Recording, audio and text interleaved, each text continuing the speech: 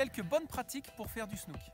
Quand vous débutez, ou si vous êtes avec des débutants, le manche, il faut toujours l'enlever. Le débutant, ça va lui permettre d'être éjecté s'il ne contrôle pas sa direction. Ça va lui donner les bonnes habitudes pour trouver le mouvement, pour maîtriser l'engin. C'est seulement à partir du moment où la personne peut enchaîner 2 virages et un arrêt que vous allez pouvoir mettre le manche. Il peut arriver que des personnes qui veulent tourner à droite se mettent avec un angle opposé pour compenser. Ces personnes-là, vous pouvez leur conseiller de mettre le manche assez rapidement et du coup de leur dire d'accompagner le mouvement avec le manche, de pousser légèrement sur le manche. C'est contraire à ce qu'on a dit au départ, c'est uniquement pour les personnes qui ont tendance à se pencher à l'opposé du virage qu'ils veulent faire. Pour utiliser le manche, réarmez la sécurité en tirant sur le bouchon et remettez le manche en place.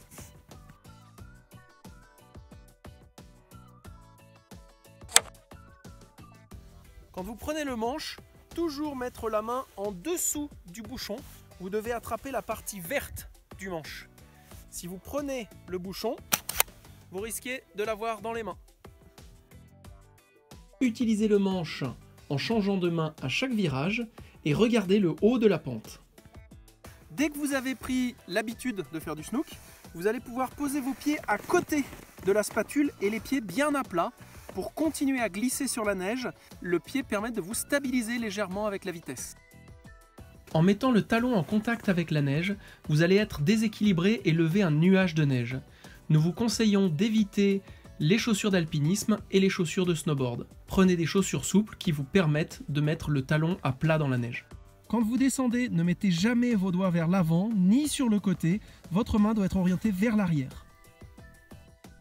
On va apprendre à freiner, mais attention, c'est un freinage qu'on ne peut pas faire quand on a de la vitesse.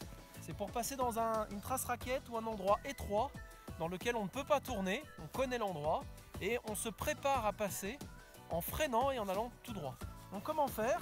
Normalement vous êtes assis comme ça, et bien on va venir regrouper les pieds sous le siège, on va se mettre accroupi, on va bien se cramponner aux manches et ensuite pour freiner on va lever les fesses. On enlève la pression des fesses comme ça et plus on met de poids sur les pieds, plus ça freine. Ce type de freinage, je dois toujours l'utiliser en partant de l'arrêt. Donc je pars à l'arrêt, j'avance un peu, je lève les fesses, ça freine. J'avance un peu, je garde les pieds sous moi et plus je lève les fesses et plus ça freine. Pour conserver de la vitesse sur les faux plats ou évoluer en poudreuse, levez les pieds et gardez les mains en contact avec la neige. En virage, souvent le pied amont a tendance à projeter de la neige. Donc du coup, quand on est en virage, qu'on prend de l'angle, on peut venir poser le pied sur le ski juste le temps du virage. Et après, quand on changera de côté, on viendra poser le pied sur le ski juste le temps du virage. En snook, on prend très rapidement confiance, même si on n'a pas encore toute la maîtrise.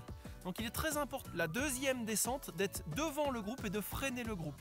Il faut absolument trouver des exercices ludiques pour augmenter le contrôle du snook. Par exemple, si vous avez un groupe, vous pouvez les faire se réunir dans un espace très petit, les faire se frôler à petite vitesse pour qu'ils prennent l'habitude de maîtriser leur direction, leur vitesse et qu'ils se concentrent sur ce qui se passe autour d'eux.